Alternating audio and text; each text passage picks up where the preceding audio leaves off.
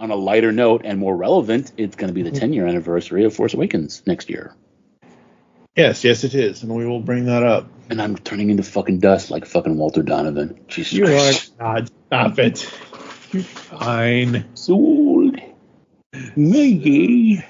I can't. My day, penny candy only cost a nickel. I want some penny candy. Here's your nickel back. This is how you remind me. And that's what old people like, is Werther's. That's right. This is Phil Lamar, and you are listening to the Geekcast Radio Network.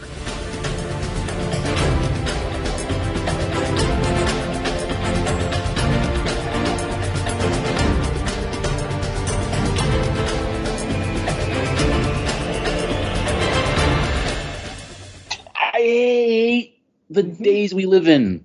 Mm-hmm. Me too. All right. Close myself. Wake up. Force Awakens. Wake up. Yeah, come on, Force. Wake up, you fucker. That was too forceful. All right.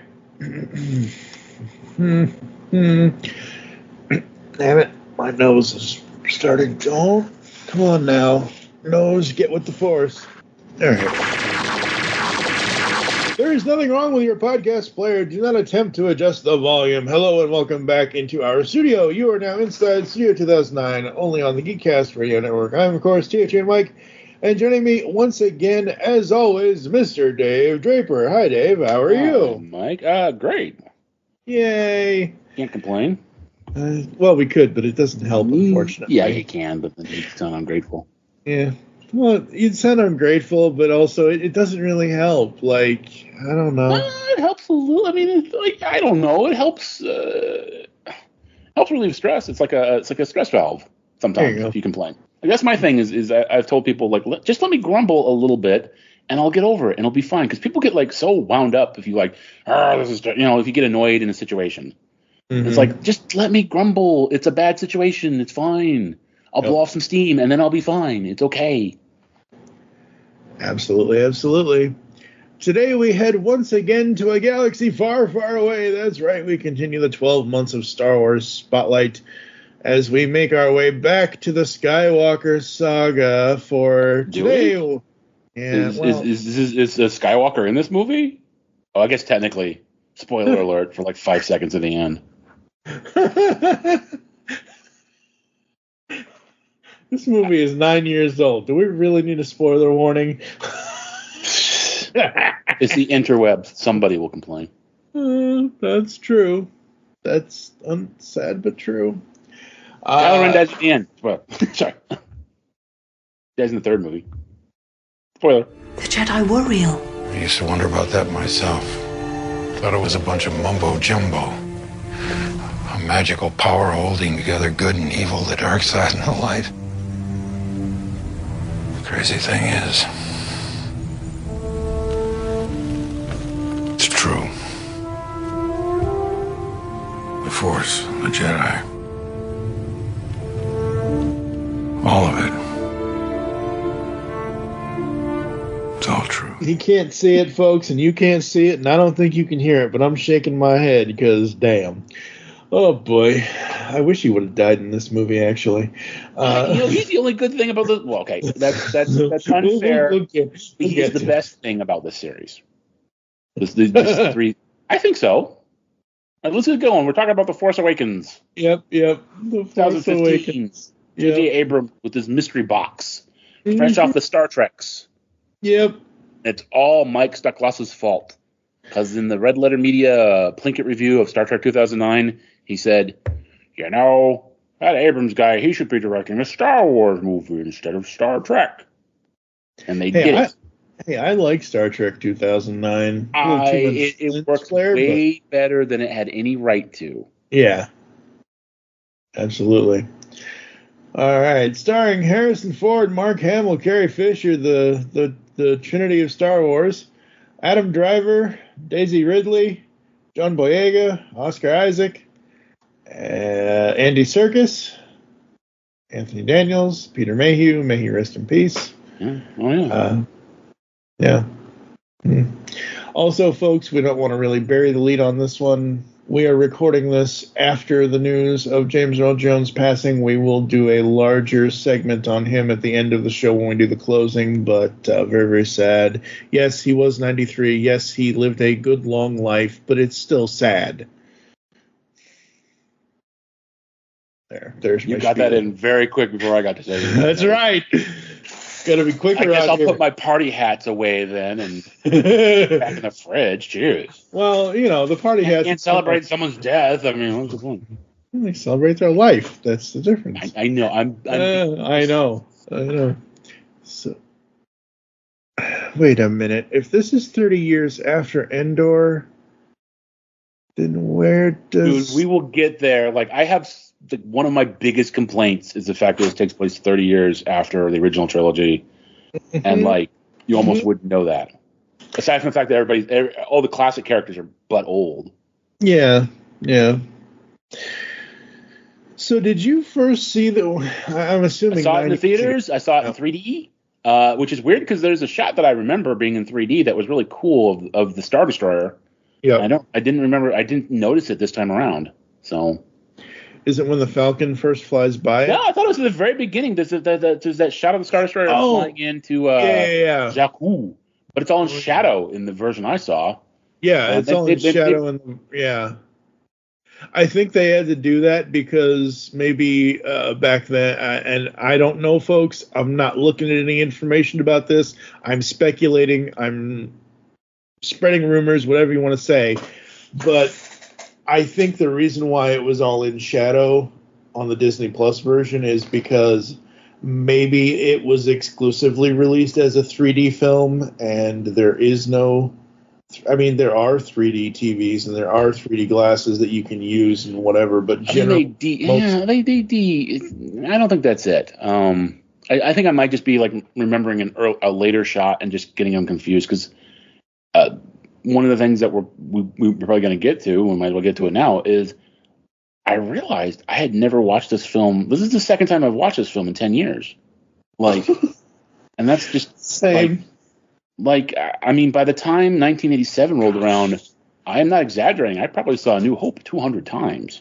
Mm-hmm. Like, because once I got it on video, like, I don't know, it's like my horrible. We hooked up our Betamax VCRs together, rented the movies, and I had a horrible blobby copy that like saw me through college, man. Yep. It was like, oh look, the characters have definition and details, like. Because it really is like my copy was just like this vague blur is Han Solo and this vague blur is Luke and that big brown blur is probably Chewbacca, I think. Probably. But I would watch those in college, man, because that's what I had. Because apparently back in those days, videos were not priced to own. No, and they were not. My mother did not like spending money. So I think one of the biggest fights I ever got in was trying to get a copy of Star Wars on VHS. Did not happen. Like I said, me and my buddy Chris, we hooked up our VCRs, and this was like 40 years ago. The statute of limitations is probably expired. Yeah, it's Betamax. Nobody's coming after. Yeah, well, also it's Betamax. I mean, I don't even nobody's coming after you for Betamax. Yeah, I had a Betamax. It's superior. Really, it was superior video quality. You know, for years afterwards, like the actual cameras used Betamax, professionals used Betamax. Oh. Anyway, I was wrong. It was not 10 years for me. It was more like 7, 8. Oh, Hold on. Well, because we did. Because you didn't watch in the theaters, did you? Yeah, we did. Oh, okay. Well then. We hold on. Let me do the math on this. 20. I mean, does it matter the math? No. Like you've seen it twice. This is the third time you've seen it. No, this is the second time I've seen it. Now I'm getting annoyed. No. 2017. You just said you saw it in theaters. Right. Oh. It came out in 2015. No. I don't know. No. I saw it on whatever it was on at the time. I forget. 2017 is when I saw the film for the first time. I did not see it in theaters. Oh, maybe they re-released it for the second one, Last Jedi. Probably. When did Last Jedi come out? I don't know. They were every other year. So it would have been 17. Okay. Well, either way, we did a podcast in 2017, Star Wars: The Force Awakens Inside Rogue One. This is the one I was telling you of, this podcast episode I told you about when when you and I did Rogue One. Yeah. This is that. So we did these two movies together because Rogue One had come out, or whatever it did at the time. It was all on media. I don't know, but essentially, this is my second time seeing Force Awakens in the last 7 years. And I don't know how you feel about it, and you'll obviously tell me in a minute, but I see everybody's like, oh my god, it's just a copy of 77. It's not a full-on direct copy. No, it's not. 77 77 did not have a stormtrooper defecting. Okay. No.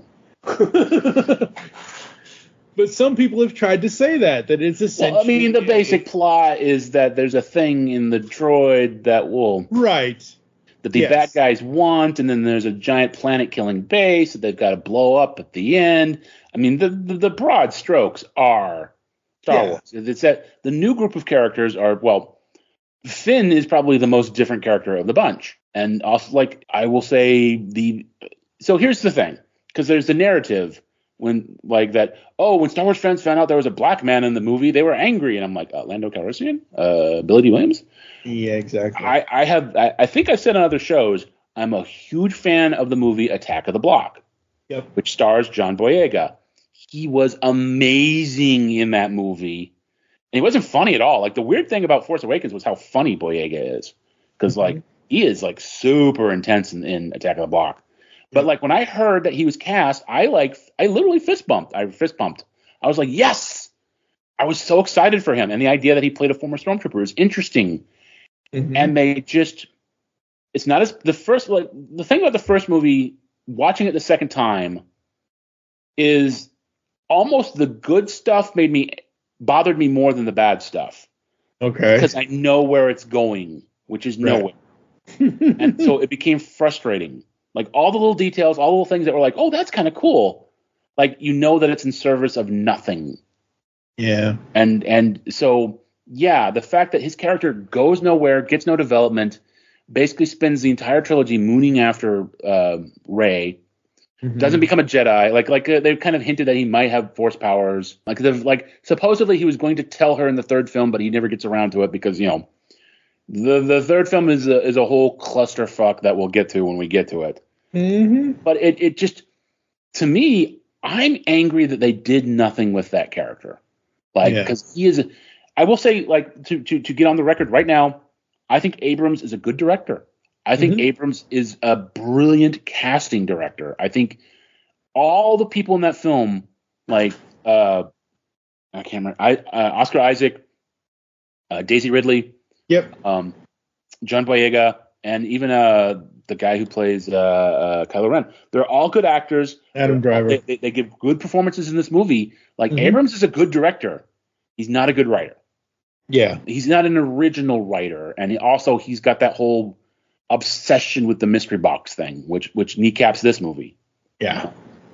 But yeah, like, the new characters could have been good. And I will actually fight with diehard Star Wars fans, because they're all like, oh, well, they focused on the new characters instead of the old characters. That's what they should have done. This should have been the handoff movie. Yep. You had the old characters come in and they do their thing, and then they hand it off to the new characters. And part of the problem was they never quite did that. They always kind of kept like, oh, we'll bring the old characters back all the way through. And it's like, nah, you shouldn't do that. It should be the new trilogy, the new characters, the new Star Wars. And you know, like I said, you bring in the old characters as a sign of respect, as to give them their stories closure, and they didn't do that. Like, that was another big mistake the movie made, was that, like, and there's even a line about it, like, where it's like, I just went back to what I know what to do, and then she says, yeah, we all did. And it's like, yeah, you all reset to who you were in Star Wars. Boring, except for Luke, who went crazy and went off to a planet all by himself. Exactly. Which is what Yoda did when he failed. So, you know, like, it's fair.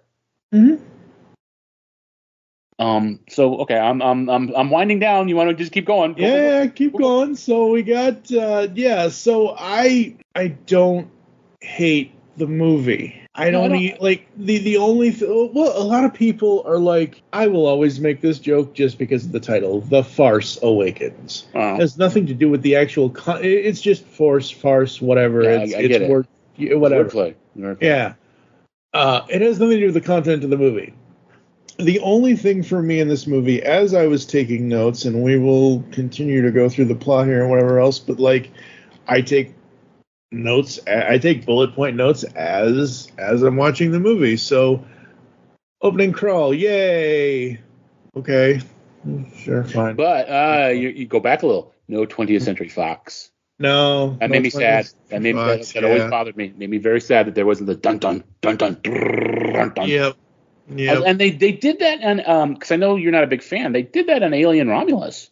So I'm like, what the hell, Disney? Oh wait, they didn't have it back then. Yeah, they didn't have it back then. They didn't have it back then. Never mind. Emily Lotilla. Never mind. The stormtroopers on the ship. The first shot That we was get a cool of the sequence. Yeah, it was a cool sequence. It was a great sequence. It was awesome. And I'm going to put this here because it'll come up later once we have the reveal of Mr. FN2817 or 2187 or whatever the hell his name is. Why can't they just call him TK421 or 422? Anyway. They wanted to turn it into Finn. They wanted to give it a name. Yeah, no, I know. Yeah. So the stormtroopers specifically, not the clone troopers, not the Bad Batch, not Captain Rex, none of that stuff. The stormtroopers. Were they? They were actual people in the original trilogy, right? In the suit, like there is debate. Okay, well, because there's a version of the special editions where Tamara Morrison re-recorded all the stormtrooper lines. Right, I remember that. Yeah. But they also say that they were actual people. But I actually have an ancient like laser disc. No, Empire Strikes Back era magazine. Okay, stormtroopers were clones. Okay. Which I thought I imagined that, and then I found it one day. I'm like, oh my god, I was right all along. So, but it goes back and forth about whether or not the stormtroopers were clones or actual people. In this movie, they are. There's a line of dialogue about using clones, and they're kidnapped from birth and trained to be stormtroopers. And that becomes a thing in the third film, sort of. Oh boy, here we go. All right, my point is, at one point or another, they were clones that were controlled by the Empire, complete when I don't think there's like that much difference. They were conditioned, they were trained, and the point is that the new stormtroopers were trained and conditioned. Because that's a minor plot point. Is FN was supposed to be transferred to Captain Phasma to be reconditioned, to be retrained, because his conditioning didn't hold. And what's his name? Hux is like, oh, all my troopers maintain their conditioning, and they're all perfectly trained. No, they're not. I wasn't sure if I remembered wrong or forgot right or forgot left or something about something. And I'm not talking about in the future. I'm not talking about the Death Troopers, because those are specifically robots. I'm not talking about that. I thought at one point or another that all of the stormtroopers were just all of the copies of Rex or all of the copies of whatever, not counting the Bad Batch ones. Again, it goes back and forth. Depending on what era you're talking about, depending on who's doing the writing. Yeah. I mean, I used to believe that they were actual robots, because if you look at the little thing on their backpack, it kind of looks like it spells oil. I thought they were robots. Yeah. Well, absolutely. So, I mean, I just wanted to bring that up because, like I said before, it is a very minor plot point in this movie. They do make a point of saying that they are individual people and that clones were an option. Yes. That the problem is that doesn't extend backwards to specifically say one way or the other. Right. I always thought I personally, and I know there's a cut of the special edition where Tamara Morrison re-recorded everybody's lines, all the stormtroopers' lines. I know that exists. Yeah. So take that for what it is. At least it's not Tatooine yet. Isn't it? It's Jakku. It's Jakku. It's a completely different desert planet. Exactly. many desert planets you got in this galaxy far, far away? I mean, there'd be a lot of them. I get that, but like, just that we automatically go back to a desert planet. I mean, look, my take on this movie was that it was a big it was the prequels were weird and people didn't connect with them, so they were doing a hard reset. And they were basically like, this is and I gave this movie a lot of slack until the second movie, because it was just basically, it was supposed to bring the normies back, which it did. Yeah, which it did. It was supposed to be familiar, because that was one of the biggest criticisms of the prequels, is everything looked different, everything didn't look like it fit in the same universe. And I think part of that was that, you know, Coruscant isn't Tatooine. Coruscant is a, you know, a big civil, a city planet. It's you know, everything there is supposed to be shiny, and part of it was also supposed to be that it was earlier, so everything was shiny and new, and it got. I think this was another thing that Red Letter Media pointed out, was that what should have happened is by the third film, everything should have looked dirty and rusty and falling apart. Yeah, the war had taken its toll, which they didn't do, but people complained that everything was too pretty and too clean and it didn't look like Star Wars. So this movie was going to kind of like redo Star Wars to get people back into it, and then the next couple of films were theoretically going to take the ball and run with it. When we get to the next film, I'm going to have to look into why JJ did not come back for the next one. He didn't want to. It was the plan was he would do one, and then Ryan, whatever his name is, would do the second one, and then Colin Trevorrow, who was doing the Jurassic World films, was supposed to do the third one. Oh, really? Wow. And Colin and J.J. Abrams had a plan. Ryan was like, well, that's nice. Yeah, exactly. Ryan did what Ryan wanted to do, which is why when we get there, I kind of love The Last Jedi. But part of my love for that, particularly initially, was based on an erroneous belief that everybody knew what they were doing. Which we will find out when we get to the third film was absolutely not true. But there is an element of Last Jedi that I absolutely fucking adore, and we'll get to why in this episode. There is a reason. Yeah. One of the reasons. Yeah. So what the fuck kind of food is that? I bet it doesn't. Oh, I don't know, but that was like, cool, wasn't it? Like that's an actual practical effect. Like one of the, again, Abrams was big on practical effects. You just put the stuff in and it blooms up. It's neat. Yeah, no. There's a lot of neat little, like the details are neat. Yeah, the details are neat. The fact that she got shafted every time she went to the guy isn't. And it's weird because he was the guy. Like it's implied in that one flashback that he raised her. Yeah. Like when her mysterious family abandons her, it's Unclad Plutt, played by Simon Pegg, who's like, come on, girl. I mean, like that's my shit. We'll get to that. Yeah. We will get to all the nostalgia porn that's in this movie, and I'm not saying. Oh, the Millennium Falcon was absolutely like. Oh, well, yes. The one thing I will not fault them for is having the Falcon. Absolutely, the Falcon and the X-wings. No. What? It's 30 years later. It's like, dude, they would have new ships. Okay, yeah, but they had new ships in the fucking original trilogy. By Return of the Jedi, they had B-wings and A-wings.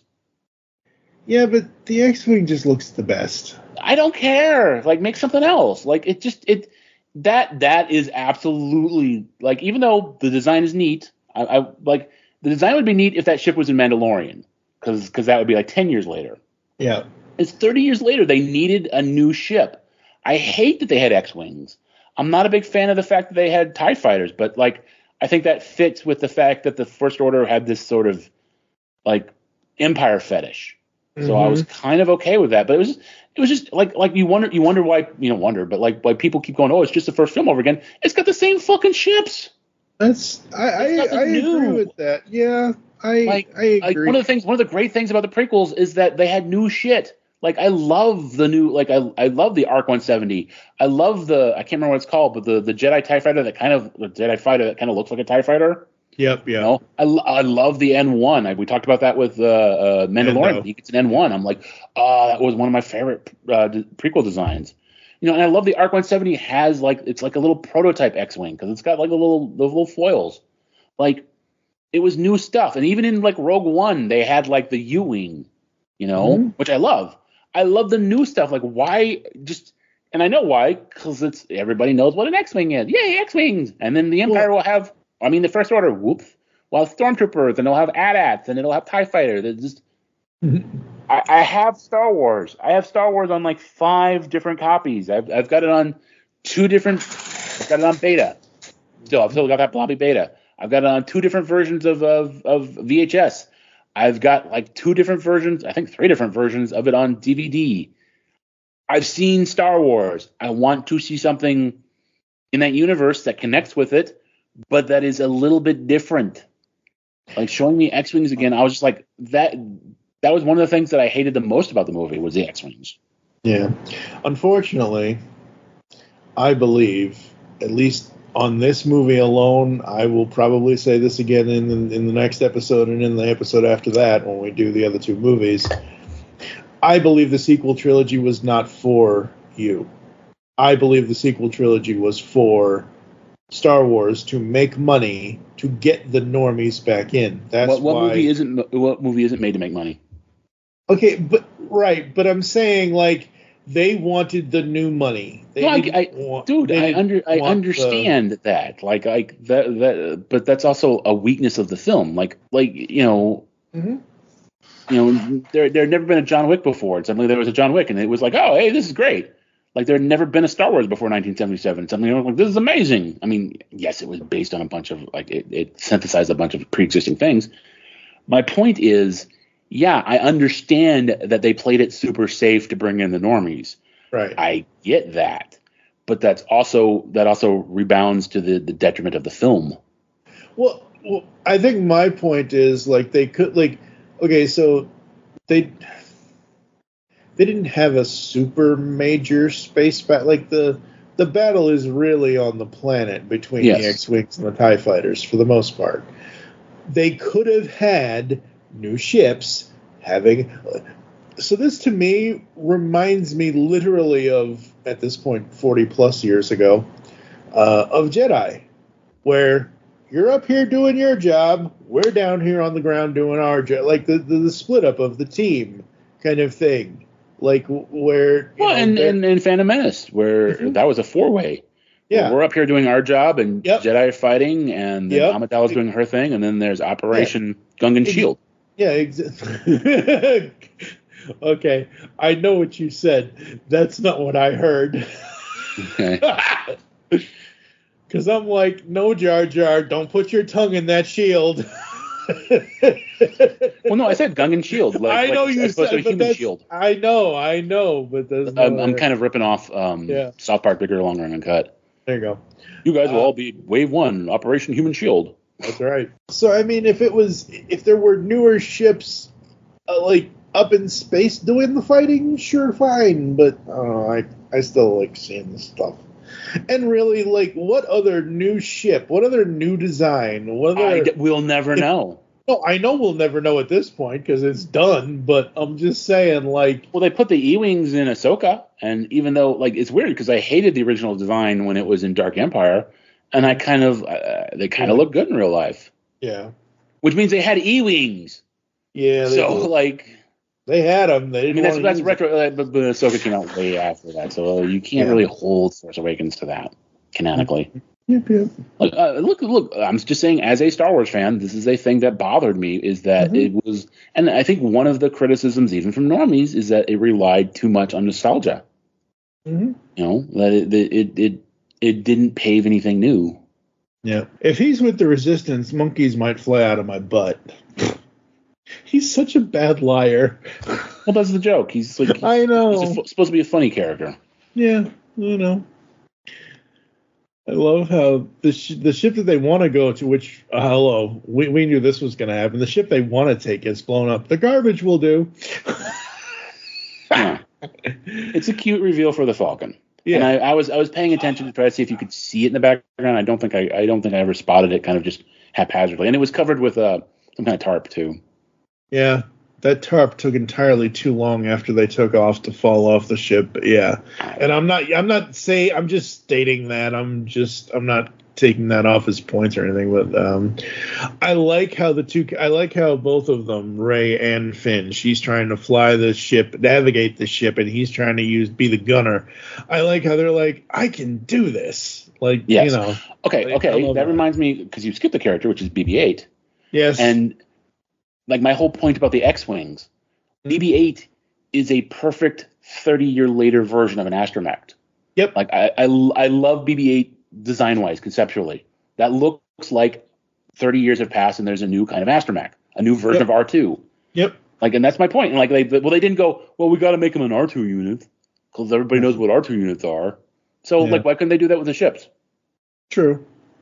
Very true. Very true. Okay, so we guess, and I know my notes skip all over the place. I can go back to the Wikipedia and we can go through this line by line. We skipped over I know. Von Sydow, Max von Sydow, was in the movie, which was cool, but they didn't do anything with them. Yeah, like, he's basically just there to like give the map and then like give a little bit of a hint at who Kylo Ren is. We skipped. There is again, the little things are cool. There's a moment where Kylo Ren freezes, like Poe shoots at him and he freezes the blaster bolt. Yep. And that's a great moment because that makes the audience go, "Oh shit!" Even Vader never did that. Yeah. And that thing stays. So he must really be squinting his eyes to stay concentrated to keep that blaster bolt frozen as long as it was. Yes. but that was a cool detail, and it was storytelling without belaboring it or without like visual storytelling. This guy stopped a blaster bolt. He must be a badass, which is funny because later on at the end, when the famous iconic scene when the lightsaber's in the snow and he's reaching out to it, and then Rey gets it, like that takes way too long. Like you would think a guy that can stop a blaster bolt would be able to like yank that out of the snow immediately. But I think what they were trying to do was to show that because he, as a character, they were trying to make it dramatic, dude. That's the whole thing. No, they were trying to make it dramatic so she would get it, absolutely. But also by that point in the movie, he is so conflicted between. Is he? I thought the whole point after killing Han was that he had clarity. Yeah, maybe. I don't know, like. Because that's the whole thing is like the sun is being drained and he's like, please help me, Dad. And then the last light fades and then he's in the darkness. And again, that's actually kind of cool. Like, and then he's completely in darkness and then he chooses to murder Han. I don't like that Han got killed, but like that the way they did that was actually really good. I think that was very good, very well directed. Yes, and like again, like I to jump ahead, I love the bit like Chewie shoots him and he's wounded through the whole fight with Rey and Finn. I love that little detail where he's constantly punching the wound, like making himself angry, like to like to it's like a tick to like get him to like tap into the dark side or something. It's a little detail like his lightsaber. I love that it spritz and fritzes and doesn't seem to work quite right. Little details are great. So I don't remember what I said on the other podcast 7 years ago, and that's the thing. To bring up your point about the lightsaber and how it's kind of all over the place, is because no matter at what point, whether it's the point that he chooses to be the dark side or not, that lightsaber is never a straight blade. No, I don't think. I'm pretty sure it's janky. Yes, absolutely. Yeah. So I think the reason why it is that way is the same thing I said a second ago, is that he is still torn between being Ben Solo and Kylo Ren.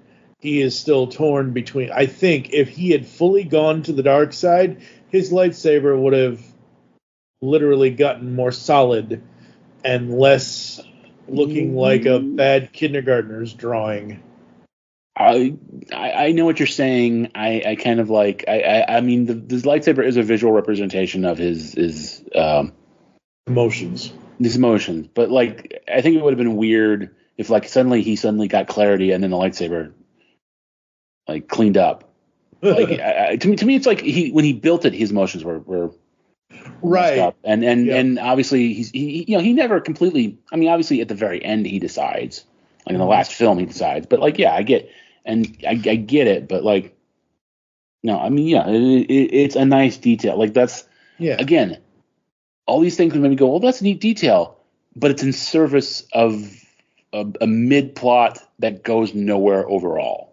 Yeah, and that's the sad, unfortunate part about a lot of the sequel trilogy. And again, I do not remember and again, this is me and with nostalgia and taking a photo of Funko Pops in front of my computer monitor X number of years ago when The Last Jedi came out. I had went to whatever, I think it was GameStop or wherever. I got the Han Solo, I got the Lando, and I think Chewie's over here somewhere from that. Or maybe that was from Solo. I forget. Anyway, the point is that I had Han, Chewie, and Lando as Funko Pops. I still have them. And I took a picture of Last Jedi when the AT-ATs show up in the sunset. Yeah. So that's what I remember about The Last Jedi, because I haven't seen it since that moment. Again, that's why I like going to into a lot of this stuff fresh with the Star Wars stuff. And this movie, but like I like having a character that doesn't know where his emotions lie. Is he loyal to this fake Emperor hologram bullshit? That broke, like, when I realized that was a hologram the first time I saw the movie, that broke my heart. That broke my heart, because that would have been, like, cool if he'd been, like, a giant, you know? But it was like, oh, he's just a hologram. Oh. Yeah. And who is this guy, Snoke? Because Snoke is a stupid name. Like, I mean, to be fair, that's a long Star Wars tradition. Yep. Like Dooku. But, one of the things I always have an issue with this movie is when Leia goes, Snoke seduced our son. That's like, that's a line of dialogue that should have been rewritten. I mean, so if I remember, because I looked it up on Wikipedia, because Wikipedia. Oh, you can't trust that. That changes every 5 minutes. Oh. Sorry, I should not make a joke about this. Fighting among Star Wars fans. Yes. But like Snoke is supposed to be a hologram of eventually when the Emperor comes back, correct? No, like there's an actual physical Snoke.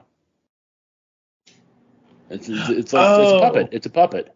That's right. Snoke is a puppet of the Emperor. The Emperor is puppeting the physical body of Snoke, which is sitting in a hologram. That's what it is. Because he's in a union. Yeah. That's what it is. He's puppeting him, which puppeting. Sounds. Somebody call Jeff Dunham, please. Exactly. And I think that's why it had to be a hologram. And I also think the hologram is Go ahead. Yes, in retrospect. Yeah, but we didn't know at the time. I'm sitting there in theaters in 2015, and frankly, considering that we know they didn't have a frickin' road plan that they took seriously, it could have been a giant. That would have been... to me, it would have been neat because it would have contrasted with Yoda. Yeah. Yoda is very small and very calm, very, very one with the Force. And then the bad guys are big because power is big and it shows off and it, shoves its shoulders around and it's, oh, look at me, I'm big and strong. And, it would have been a nice visual contrast because the hologram obviously has to be big to be intimidating. Yeah. So why not actually have the character be big? And he is tall, like he's taller than a normal human. I have the action figures, but I was disappointed. Because I was like, oh, he's a giant. And like, no, it's a hologram. Oh. It's a hologram. That's right. But I remember thinking, wow, I can't wait to learn the interesting backstory behind this fascinating new character, this guy who's taken up the Emperor's reins. What will his deal be? He's a puppet of the Emperor. Womp, womp. He's the Dooku of the sequel trilogy. Okay, to be fair, you know what? You say that, now my attitude has changed slightly because, to be fair, Lucas loved to introduce interesting characters and then just sort of job them off. Yep. Like they were nothing. Yep. So that sort of fits. Job Abrams. There you go. Well, Abrams didn't do it. Like that's... No. When we get there, that's one of my favorite moments. Again, the thing you'll hear over and over again when we talk about Last Jedi is, I just assumed they had a plan. Yeah. Which is why I loved stuff would happen. I'd be like, oh, that's amazing. I can't wait to see where they go with that. And where they went with that was like, oh my God, I can't believe he did that. Like the people behind the scenes were like, he put all the toys in the driveway and he ran over them and crushed them. What do we do now? Like Because at the time I thought, oh, they know what they're doing, and they're going to deal with this, and this, and instead, Rise of Skywalker is this horrible mess where they're trying to undo everything that happened in Last Jedi and also finish the story. But when I was watching Last Jedi, I was just like, this is great. This is anarchy. This is They blew up. First of all, they blew up all the fucking X-Wings. I was like, yes. Now they'll have to have a new ship. Yep. They killed a bunch of characters. They killed a bunch of the nostalgia characters, and I was like, oh, that's kind of sad. But also, they'll have to have new characters. Yep. Talking about Kylo Ren again, and I know we'll talk a little bit more about Rey in a little bit, but angry children should not have lightsabers when they receive bad news. Oh my God. Well, that's a great scene where he lashes out and freaks out, and the stormtroopers are walking down the corridor, and they look at each other and like, yeah. Nope. We're just gonna back up. Yep. Back away slowly. Back away. Apparently, ironically, this would get more play now than it did back then. But apparently, the story is he was inspired somewhat by actual Star Wars fans who sort of get emotional about things. Yes, surprising that. No, but that. I just think they did it one too many times. Like him doing the. I think they did it enough. Okay. I don't know.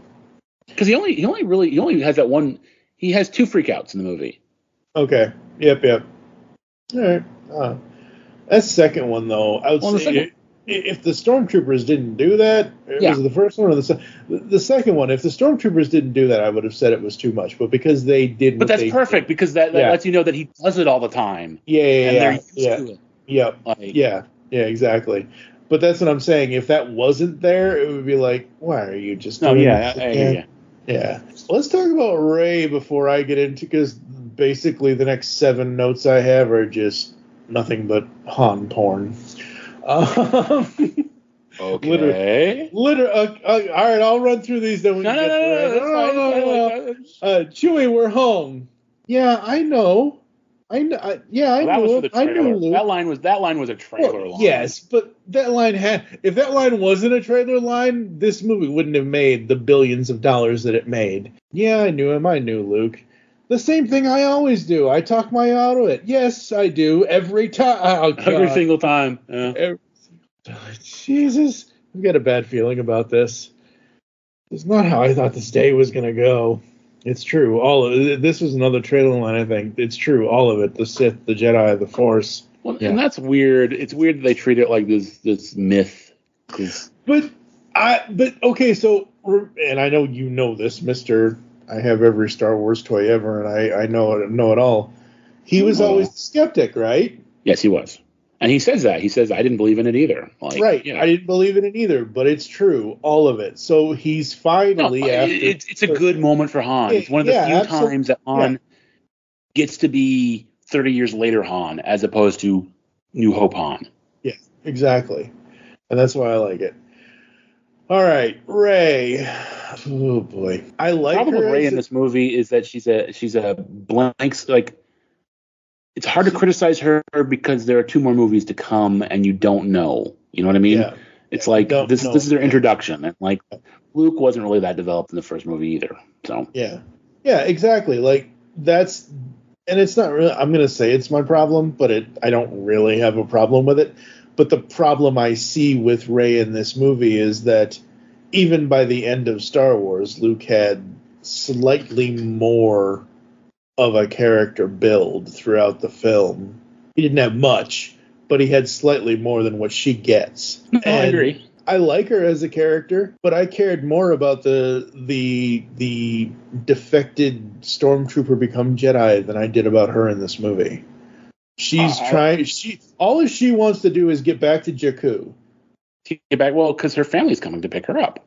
Yeah, this is her whole. Again, this is her whole arc. My family is coming for me someday.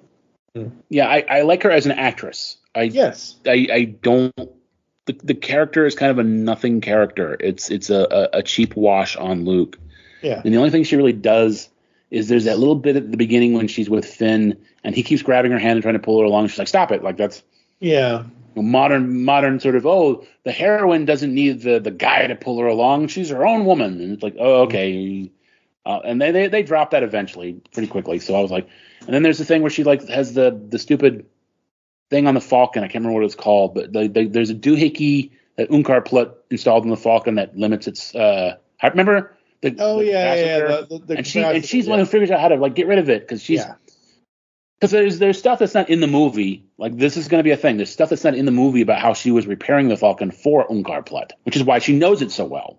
Yeah. But why tell us that? Instead, let her be Magic Girl who knows how to fly the Falcon as good as Han Solo. Yeah. You know, if you remember, Luke had to be told that the Force can have an effect on weak minds, whereas she just like, even though this thing that I've heard is just a vague myth that is real, apparently I can use it to control people's minds and use it to do stuff that I never knew I could do. I do like that scene. It's a cute scene, but how does she even know to do that? So... and by the way, remember her whole thing before that was, oh no, I don't want nothing to do with the Force. With the Force, yeah. But I think that's after they find the lightsaber, right? It is after they find the lightsaber. They find the lightsaber, and then she freaks out and runs away. She wants nothing to do with the Force. Right. I agree. But I think as she goes along, she realizes... When? Because she gets captured by Kylo Ren right after that. That's when she realizes, oh shit, I need to learn this supposed fake religion bullshit. When did she learn it? We don't know how many hours that she had been sitting there. Where did she learn it from? Oh, they have it on TV. Well, we don't all need. Oh wait, why do we have Jedi training videos on this monitor? Why do we do that? That was a mistake. That guy over there, that guy is playing Galaga. He didn't think we would see him, but we saw it. So, just a complete side note, in my Avengers display, my helicarrier display, there's actually a little tiny Galaga video game, or console. So I have a little shield trooper playing Galaga. You know who that stormtrooper was, right? Huh? The guy that she does the mind trick on? No. Daniel Craig. Oh, yeah. Oh, God. All I can think of is, I think it was when they were doing the Cowboys and Aliens media stuff, and he was on Kimmel. Daniel Craig is my Wookiee bitch now. Oh, God. Daniel Craig's my Wookiee bitch now. Daniel Craig is my Wookiee bitch now. I've got a buddy of mine, Pecan Court Michael Wilson. We used to use that line all the time in other podcasts that we did years ago. And he did a speed up of him saying it. And it's just so hilarious hearing my buddy's voice in chipmunk sound saying, Daniel Craig is my Wookiee bitch now. Oh, God. Oh, boy. That's cool that hey, man, you got to get whatever crossovers you can get, right? James Bond and all that good stuff and everything else. Can you imagine James Bond in Star Wars? Yeah. Oh, wait, that's Poe Dameron. No, I can't. Easily, because Bond was created by Ian Fleming during World War II. And, Star Wars is very influenced by World War II. I can imagine a spy story set in Star Wars. It would be a good, that's not exactly what Andor is, but I mean, there's elements of that. Yeah, I could see that. And, of course, well, the first James Bond movie I ever saw in the theater was Moonraker. So, I mean, which is basically like, hey, Star Wars made a lot of money. Let's put James Bond in space. Yeah, exactly. We can put everybody in space now that Star Wars has made the money it's made. But that's kind of, it wasn't Star Wars. You got to realize, because back then the thinking was, okay, Star Wars was the science fiction movie that made money. Right. So it's done. Like so it was Close Encounters that came out and made money, and they're like, oh, the genre has legs.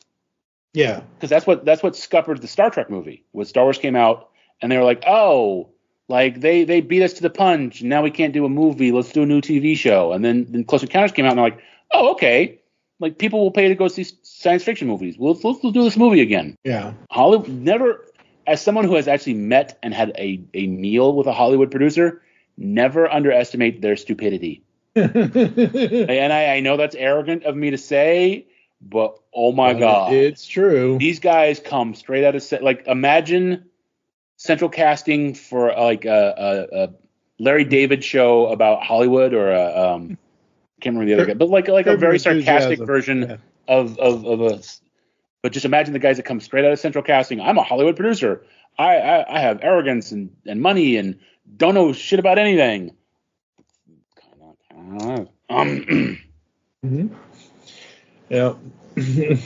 As much as I wanted to find out about Finn, I think the way that the writing did it, my note was, can we please get back to the action? Enough with this Finn backstory. Like, it took too long.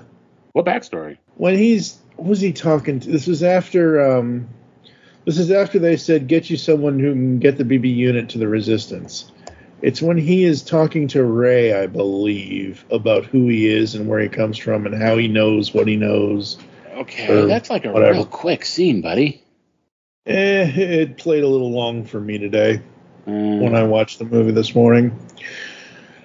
So I don't know. I understand they have too many characters almost, but you got Finn, you got Poe, you got Rey. Well, again, a funny story. Poe was supposed to die pretty early, right? And they loved Oscar Isaac so much they kept him around. Yeah. So that's where my thing comes in, where Finn lands or crashes, and he's in an ejection seat. Yeah, he's in an ejection seat, and he goes to the ship, and Poe's not there, and he assumes Poe's dead. And then all of a sudden, Poe just shows up 20 minutes later. Was there a line? Yes. There is a line. He woke up at night, and he went back to the wreck, and he couldn't find Finn. Okay, that's right. Okay. Like I said, I like Poe as a character. He's the Han Solo character. Yeah, he's the Han Solo character, but he's the Han Solo character that actually will get in an X-Wing, not just sit in the Millennium Falcon. Well, yeah, he's got Han Solo's sass, Luke Skywalker's heart. Yeah, attitude's the right word. Yeah, and then he's got Biggs and Wedge's X-Wing piloting skills. I bet Han could run rings around people in an X-Wing. He's got the Falcon. So yeah, I'm sure. And then we get to the big reunion. Oh God, I almost broke down because it's been 8 years. It's been since 17, 18? 2016, I thought. 16, okay. Yeah, she died right after filming The Last Jedi. Oh. She was on an airplane going back from leaving Britain. But yeah, so seeing that, I was like, oh man, that was... Whew. But seeing the two of them, seeing the characters come back, and hearing the little bit of history over the last 30 years in continuity of them being parents and husband and wife finally and all this and all that. And the one thing I wrote down was, Leia, don't do that. Do what? Anything. I'm like, yeah, that's them. See, again, this is one of my knocks on the film is that and they have a line of dialogue that kind of covers it where it's like, I went back to what I understood. And she's like, we both did. It's like, okay, then we just got robbed. Yeah. Of seeing Han and Leia together, of seeing them as a couple, of seeing this thing that was set up at the end of Jedi so that so that Han could be Han Solo and Leia could be Leia, the leader of people. And it's like, they're just the same characters again, except older. And it's just, you're robbed of that. And, I know a lot of people are really bitter that we never got to see the three of them together. Personally, I'm a little, but I get it. I mean, we've seen them in not necessarily the older selves of them, but we've seen them in photos from. In photos, but I mean, story-wise, we want to see Han and Leia together. Yeah, that's very true. And I just looked it up. December 27th of 2016 is when Carrie had passed away. It was very close to the end of the year. Yeah, no, it's fine. But I love the two of them in this. I really this movie made me want to, and I don't know. Obviously, probably not much more. I don't think there's anything with. I don't remember. We'll find out in the next episode, folks. But seeing this after this long time of only seeing the movie once 7 years ago, I want more of that. I want more of everybody Leia. did. Yeah, everybody did. I want more of Leia, Han, and Ben. I want Ben to not follow his grandfather's footsteps. Yeah. The other lines I wrote down is, we'll get you there. Han, how? if I told you, you wouldn't like it. Because he knows every harebrained scheme he's ever had, she has never liked. Mm. So I want to go on a little slight tangent, because there was another character that showed up in that scene. Mm-hmm. Everybody's favorite C-3PO. And you might not have recognized him because of the red arm. What? I probably remember. That's a line. That's literally a line from the movie. You might not have recognized me because of my red arm. No, I know the line, but did they ever say? Is there? So in the movies they did not. Mm-hmm. And here's the thing: like this is and I have a theory that this whole thing was kind of a cute little joke, because but in the comics he had an adventure and there was a robot with there was a red robot and it got destroyed, so he like changed his arm to red to honor him, which is stupid. But in the movie, he says, I've got to get my gold arm back, or I've got to get my original arm back. He says that, which is weird if this is supposed to be a tribute to his friend. And at the very end of the movie, he's got his gold arm back. Like, because I paid attention. Like the first time I ever did a podcast about this, the guy was like, oh no, he still had a red arm at the end of the movie. I'm like, did he? No, he has a gold arm. My theory is that this was actually a very clever, subtle joke that Chewie had ripped his arm off, because there's that famous, droids don't rip people's arm off when they lose, because he only gets the gold arm back after the Millennium Falcon shows up. So I kind of imagine that this arm was lying around in a heap somewhere on the Millennium Falcon for 40 years. Because but technically, there's a comic that says he changed his arm, honored his buddy, and then I guess apparently like somewhere in the course of the episode. In the course of Force Awakens, he decided that his buddy was a dick and didn't need to be honored anymore, so he just changed it back for no reason. Just stuff like that drives me crazy. But I think it was a joke. I think I'm willing to bet that like Kasdan or whoever wrote the script is going. If he ever heard this, he's going to be like, "Yeah, that guy gets it." Exactly. There's no other explanation. Yeah, there's no specific explanation in the that doesn't contradict itself. Yeah, very true. And because we are on the search for the thing or the human or the whatever. Oh, and speaking, well, there was another character that got reintroduced kind of around that time. And another thing that I hate about this movie is R2-D2's space coma. Oh, R2-D2 just went into a convenient coma the minute that Luke Skywalker disappeared. I hope it will someday end. Fuck this movie. I remember R2's space coma really made me angry the first time I saw it, but like it still irritated the crap out of me this time, because it is entirely Deus Ex Machina. It is entirely plot. Like if you went, and what's funny to me is in the scene where Kylo Ren interrogates Rey. Right. Yeah. He says, "Oh, we got the map from the Imperial archives, except for the piece that's missing." Well, if you have the big, like, this is one of the things that makes this whole thing stupid. Yeah. If you've got the big map of the galaxy, and all you need is this one section that's missing, can't you kind of figure out what's missing? Like, I mean, I realize, well, okay, and here's the thing. I would make the argument space is big, but, like, J.J. Abrams doesn't understand that, as based in Star Trek and in this movie, because they look up at the sky and they see a solar system, God knows how many light years away, be vaporized. Like, so apparently Abrams doesn't understand that space is big. Yeah. Like just can't, and even if it is big, like how big is it that this one little section is missing? Like, can't you like, because I mean they found Hoth base. Yes. Like, probes out all over the place. Like you can't figure out where the fuck Luke is based on there's a hole in the map. And why is this? How did they get a hole? Like, how did the archives lose a hole in the map, the galaxy? And I know it's a digital archive. But I'm thinking like old-timey, like actual maps. And I know that's not what it is and whatever, fine. But like, I'm sitting there thinking, it's a Lego piece. You bastards. It's just, what it is a dumb Deus Ex Machina puzzle piece for the mystery box. And it's like, and the movie won't work if anybody's smart or things work the way they're supposed to work. And imagine, and it's just irritating. They have such low, like either they have such low opinion of their viewers or such high opinion of their dumb little. Ooh, we're gonna keep Luke a mystery till the end. Well, we know who Luke is. We know who Luke. Like, Yeah, we know who he is. We don't know where he is. Yeah, what is the mystery here? And we'll get to that at the end, because I love how, even though he knows what the Force is, how does he? I don't know. That's not how the Force works. It's a cute line. It's a cute line, and I love it. I really do. And then I like the thing right after it where Chewie walks by him, and he's like, "Oh, really? You're cold?" Yes, that's cute. Again, there's a lot of cute little details in the movie. Yeah, and Ford is great. Ford shows up to act. Absolutely.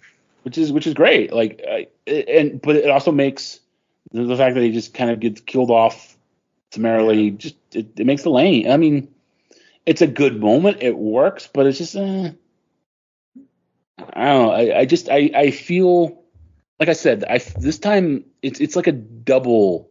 Like the first time it was underwhelming because it was basically Star Wars over again. This time it's like double because it's like, like you really are aware of all the stuff that you're not going to get paid off, so you don't give it. I gave it a hard pass the last time because, who knew? We're setting everything up. We got to do all the heavy lifting. We got to get people back on board after the prequels.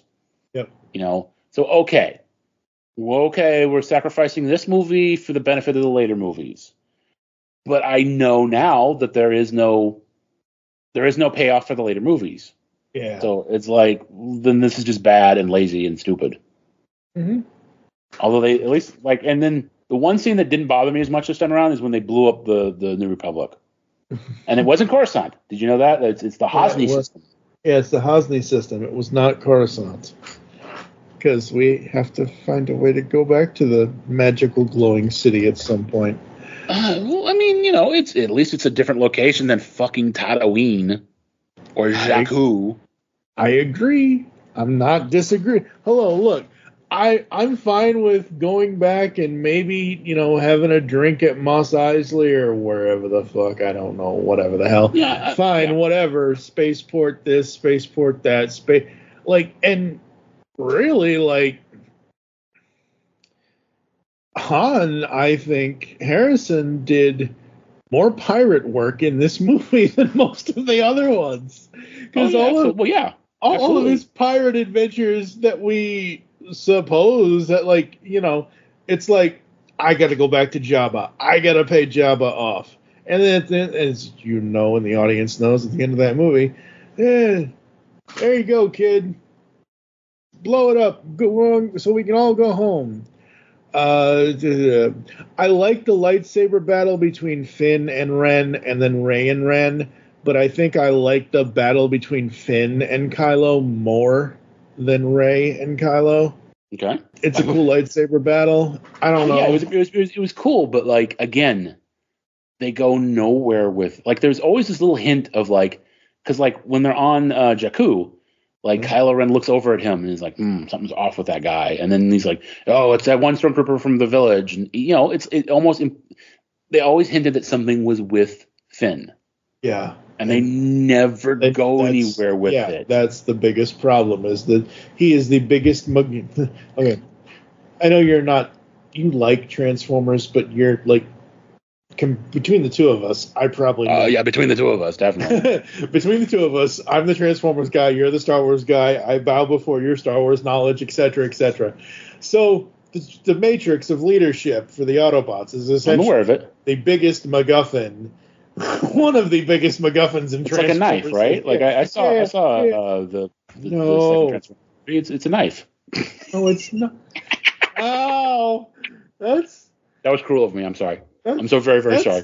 That's like me saying the Death Star is a cookie jar. I mean, I know they made it a cookie jar, but I would love it. Well, I would love a Death Star cookie jar, but it would not replace one, don't they? Cookie jar of Cookie Monster, so I would not replace it. Oh God. Anyway, my point is that Matrix. Finn is the biggest MacGuffin in this whole fucking movie because they don't do anything with him. At least they did something with the Matrix. Well, yeah, he's not even a MacGuffin because they give it all to Rey. Yeah, And what's really sad is, did you ever watch? There was I can't remember if it was a commercial or it was just a video on YouTube of Boyega and one of his buddies, and the trailer was just hitting, and so they were watching the trailer for the first time. And that scene where he turns on the lightsaber is in the trailer. And they just, they're like a couple of dudes who yeah, they're so excited and they're jumping around and it's so badass. And it's like, dude, they did you dirty, my friend. I feel so bad because you go nowhere after that, and it sucks. And it's heartbreaking because you need to watch. Well, you're not a big monster movie fan, so you might not like Attack of the Block. I don't think it's particularly violent or bloody or anything, but he's so talented. I mean, I'll watch the movie. I mean, if it gets to a point where, in Jurassic Park, when the T-Rex eats somebody, somebody on the toilet and all that, I'll just look away. Yeah, well, it's more first of all, you can't really. The monsters are so cool because they're basically. I think they're like wolves or bears, but you don't know because their fur is not black. It's negative. It's they're just inky black voids. Yeah, it's a blob. Yep. But their teeth are translucent.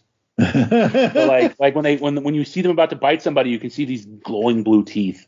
Ooh. They're so cool. It is such a good movie. It is an underrated gem that somehow snuck out, and I'm glad I saw whatever video I saw that mentioned it. So. Well, Attack of the Block coming to Studio 2009 sometime in 2025. Dude, no, I know that's the point. That's the freaking point, dude. Coming sometime in 2025 because the 2024 schedule is literally full. I can't move anything. Everything's pretty much set in stone for the end of this year. I get it. I understand your frustration with Coma R2.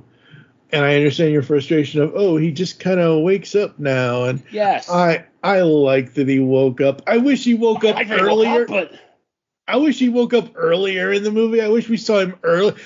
I would have loved to have had when they go to whatever planet it is, when she's like, I've never seen so much green in my entire life. It's a good moment. Yeah, no, it's a good moment. But that scene with her and BB-8, I wish R2 was somewhere there. I wish R2 was with fucking Luke. Okay, yes, there's that. Why is he not? Exactly. Because they needed the scene where R2 comes in and provides the rest of the map. The map, right. Which, again, I mean, it's not... Okay, a lot of people, and you and I have talked about this, I forget where you stand, but a lot of people will chastise my opinion of R2-D2 had a jetpack. I fucking love that. R2-D2 jets in Sith. I love that. Everybody's like, no, that's horrible. I'm like, no, it's not. It's cool. R2 is cool. Yeah. It's and I think the explanation is that Anakin tinkered with him, probably, which makes sense. And but the jets got destroyed during the end of Revenge of the Sith or something. I don't know. Yeah, I don't hate it. I don't hate it. So I like R2 coming in and having these either badass or poignant moments to the movie. Otherwise, generally, I would have wanted him to come in earlier, like I just mentioned. But because they had to use him as the keeper of the map. He's literally a Deus Ex Machina.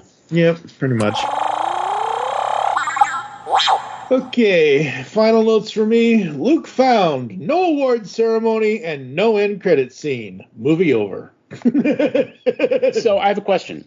Yes. When the shot of Luke, right? Yes. I've always believed that he's standing at a grave because there's this one weird little stone that's kind of curved and it's coming up out of the ground. And to me, I always thought at least until the next movie, I thought he was standing at a gravesite, somebody's grave. Thoughts? Opinions? Yeah, I could see that. But keeping in mind the next movie completely ignores everything that got set up. Yeah. Okay, maybe it's just me. No. I'm trying to think. I'm trying to think of whose grave it could be. But whose grave could it have been? I don't know. Maybe we could have hired a writer who cared about Star Wars. Exactly. It could have been Mara Jade's grave. It could have been his kid's grave. It could have been anything. Maybe it was Rey's mother's grave. Who knows? Yeah, maybe it was. See, that's what they should. So to give her some story other than I have to get back to Jakku. I am waiting on someone to come. I'm waiting on my family to return. Maybe, unfortunately, very sad, your family's not going to return because they're dead. Well, they are. Okay, yeah, but I'm saying, like... Well, like, look, what's-her-face, Maz Kanata, yep. It literally tells her that. She says, you know they're never coming back. Oh, that's... Okay. All right. Yeah. Yeah, but like again, I don't know what it is with this movie. It just seems like even though I liked it and the location that she finds Luke in, yeah, you would think it's gorgeous. It's gorgeous, but I'm saying like those look to be, and I'm just using this as like Mayan, Aztecian, they look to be some sort of ruins that you would find engraved. It's an actual site in Ireland, and those are actual. I think a lot of those structures are the actual structures that are there that weren't built for the movie. Right. I mean, I say Celtic out of complete ignorance of the British Isles because that's the wild people of the British Isles, as far as I know. So I really want to put that name of that planet into Google. Octo. God. Which people believe is the planet that was at the end of Acolyte.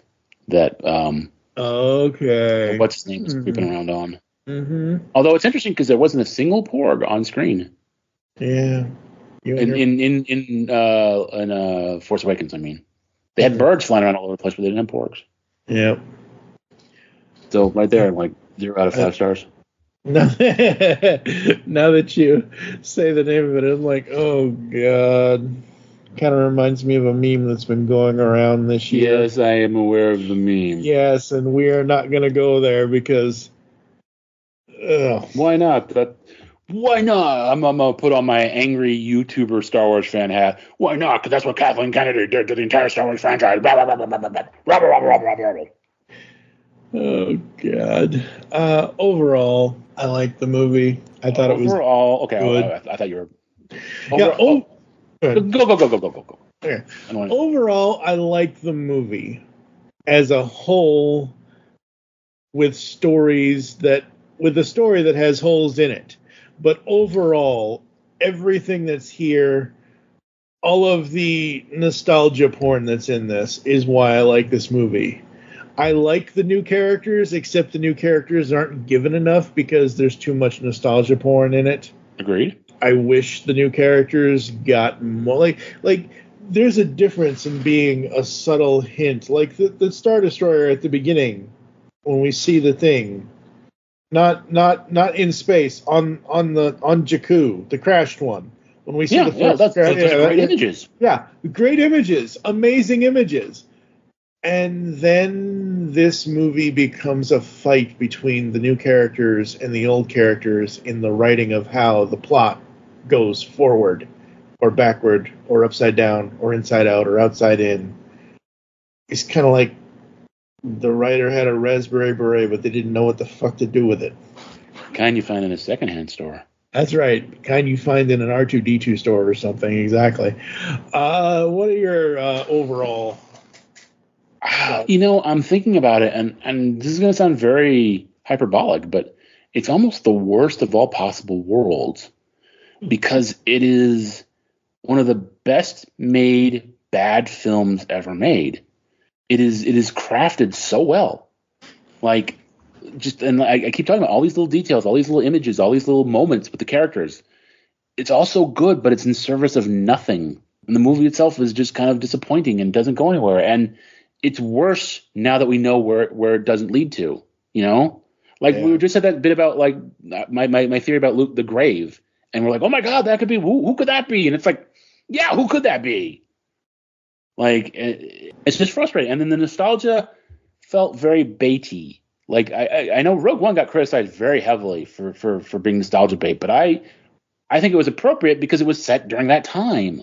Yeah, Whereas this is, and it had new stuff. Like if you paid attention, it had new things. Yeah. Whereas this is set 30 years later, and it's got old things, and it's a well done movie that's disappointing. And that's like I said, I was frustrated watching this movie. I wasn't angry. I was just like, none of this is in service of anything worthwhile. And the sad, twisted irony of movie making is that the writing is the cheapest thing, and it's the thing they always skimp on. Yeah. So yeah, it's just it's hard. It is really, you know, heartbreaking to me. And even I'm really gonna cross the line here. Rey's theme is a good theme. Like I mean, I named my dog after Rey because of the theme. Basically, because I had a little basset hound, and the do. If you watch a basset hound walk, kind of fits. But the soundtracks for the sequel trilogy are not that great. Like I think John Williams, he's old, and I don't think they're as good. Like that one theme was strong, but the soundtracks themselves are a little disappointing. Like overall, I just feel frustrated and disappointed by this movie. Yeah. We are, as I mentioned. Can I one more interjection? Just sure. Yeah. Because I got the art of Force Awakens, and they talk about one of the stories they were going to do, and that made me furious. Oh no! Because they were going to have Darth Talon. Do you know who that is? You're kind of no. Right? Darth Talon is this sexy Sith Twi'lek babe. Okay. Like, she wears this black bikini, and she's got like, you know, she looks like Darth Maul as a Twi'lek girl. Okay.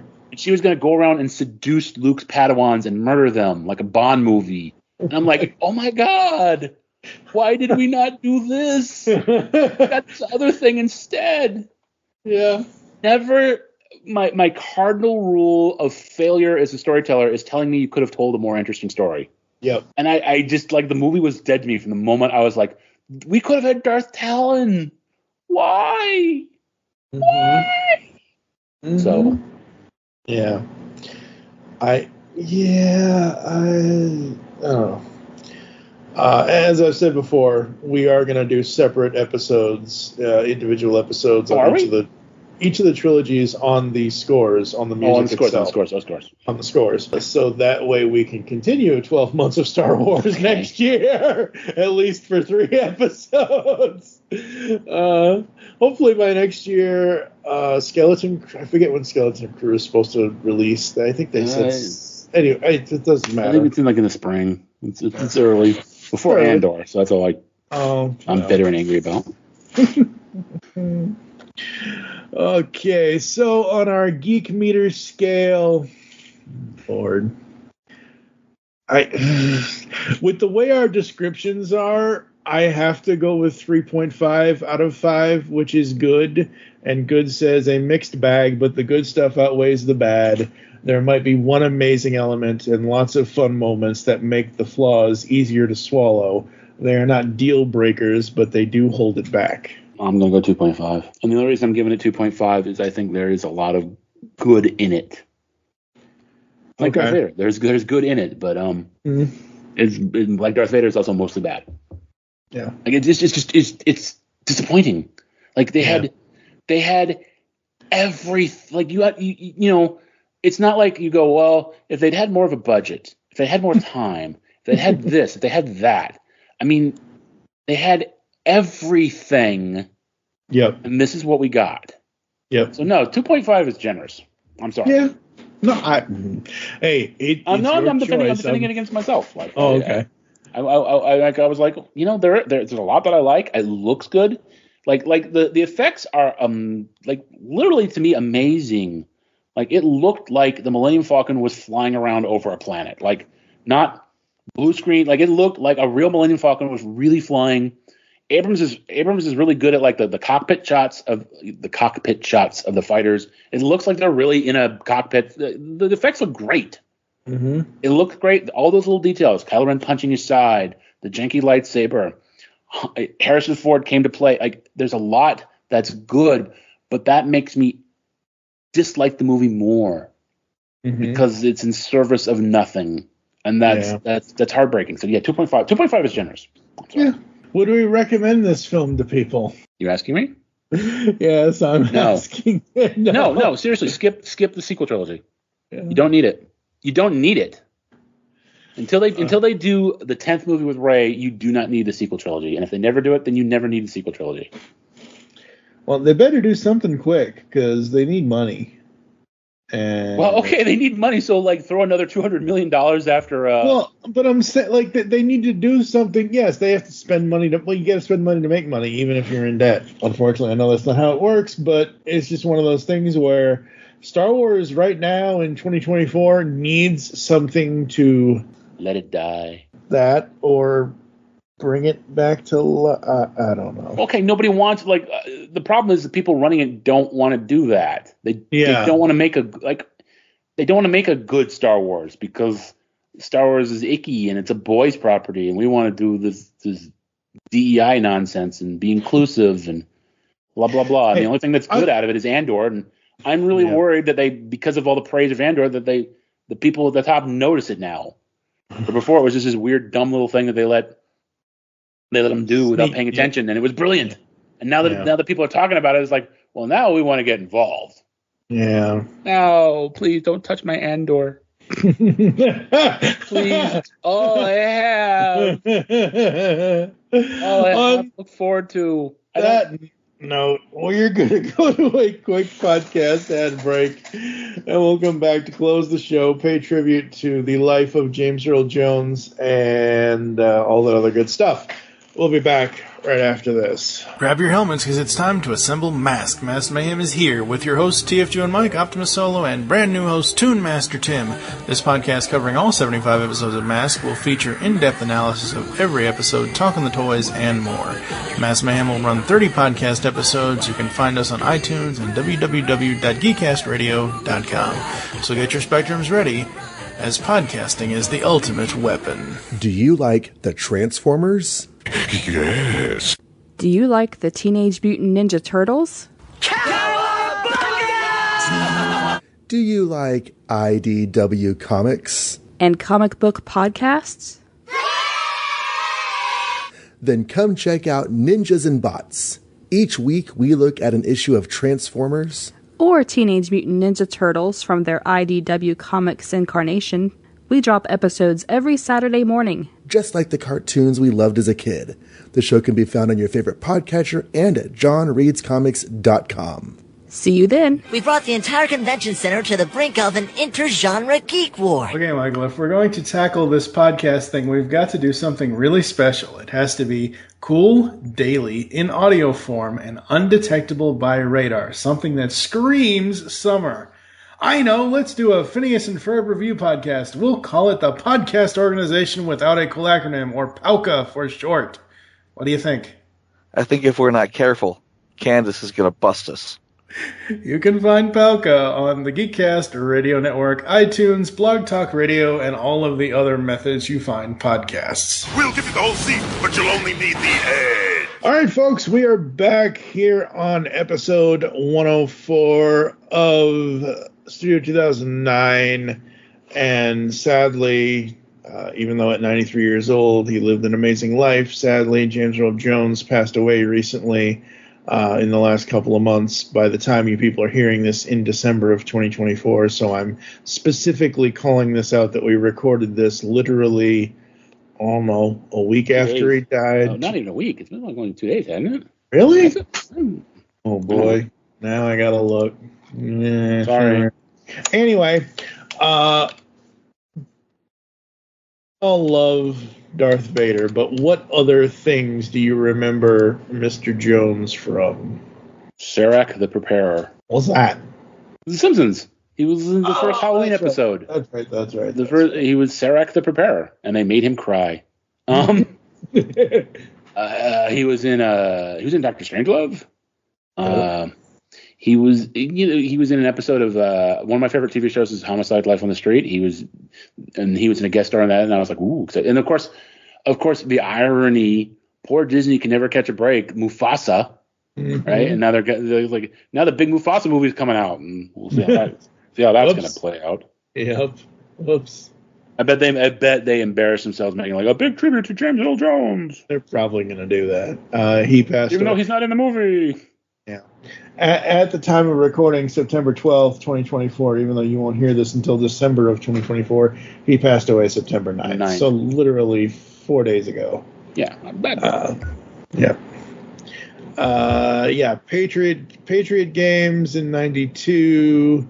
He was in biggest thing else between Star Wars, the original trilogy, and 1993. 93 was The Sandlot. He was Mr. Merle. He was the neighbor. Oh, yeah. George signed this?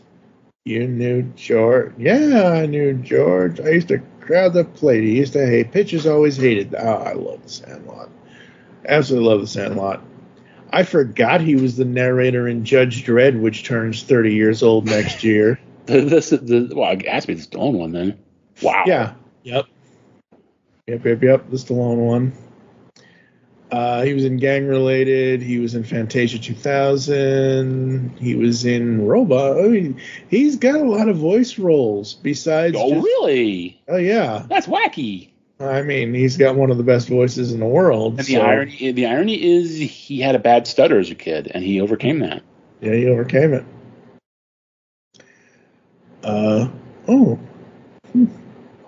I guess I forgot that. Oh, that's wrong. Bro. No, want to share with the group? This is not a visual. Yeah, no, I know. I'm spoiling myself on films to come. He voiced Emperor Palpatine, but it's impersonating Darth. So it's what's his? It's Ian McDiarmid, but he's impersonating, and James did the voice role for the impersonation. His final role for movies and was Coming to America. He was King Jaffe, final film role in 2021. So he retired 3.5 years ago. Wow. At the tender age of 90. Yeah. Well, man, he was. If you can keep going, keep going. But absolutely. Like my thing is, I have a hard time getting all bent up if someone makes it past like 70. It's like you had a good run, man.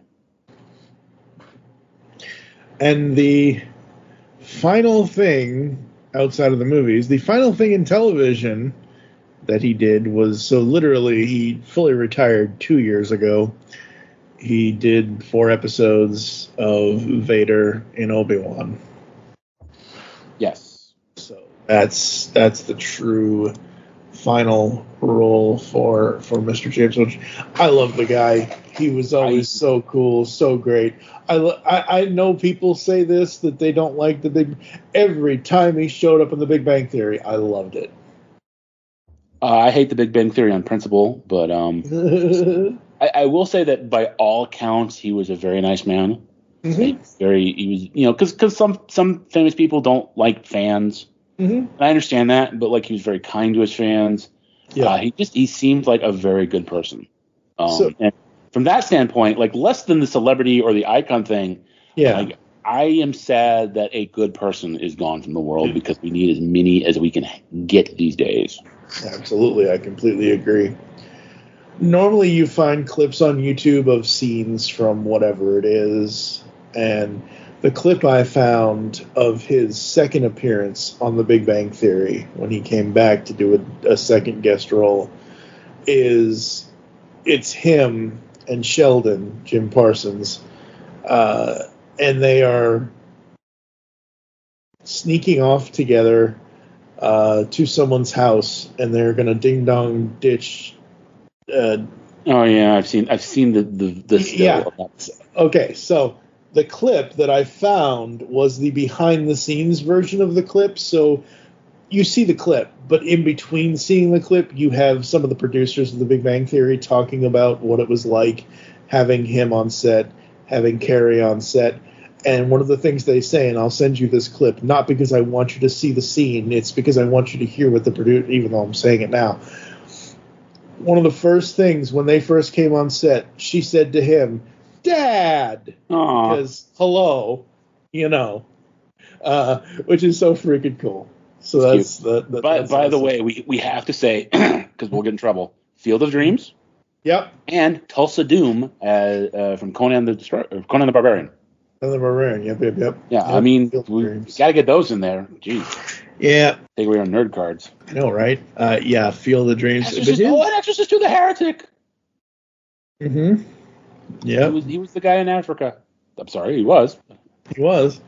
And one thing I forgot that I shouldn't have forgot that I remember so much now because I remember when he took it over because literally somebody shared a picture of it the other day, whatever it was. He came in, and say what you will about the star of this series and how crazy this person is today. This person is nuts, about as nutty as Tom Cruise is. Mr. Dean Cain. Say what you will about him personally, but Lois and Clark: The New Adventures of Superman.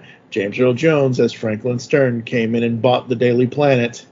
And there was my buddy Michael Bailey shared a picture of the scene of Lane Smith playing Perry White and James Earl Jones playing Franklin's.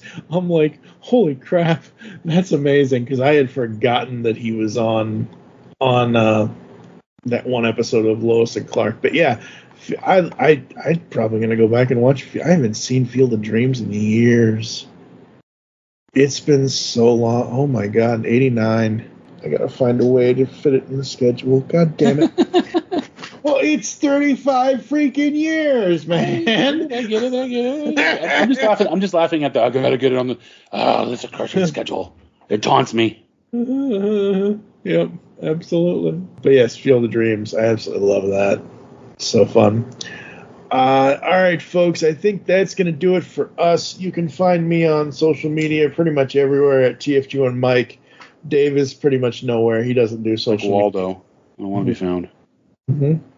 That's right. I am at TFG1Mike Presents on Instagram. We are working on getting Steve Megatron to record new outro stuff, so that's why I'm doing this little thing here instead of my whole spiel, because I've been told my spiel is kind of too long, but it is what it is. Next time around, in episode 105, we are going to be discussing Star Wars Episode VIII, The Last Jedi. Wait, just 8? Okay, so we are splitting them up? I thought we were going to do the last 2 together. Yeah, we'll record them together, but they're going to come out separately. Oh, yeah. I see. So, I see, Sir Luke. Yes. 12 months of Star Wars, Episode VIII, The Last Jedi. For now, I am TFG1Mike with David Draper. You'll hear us back in the studio soon.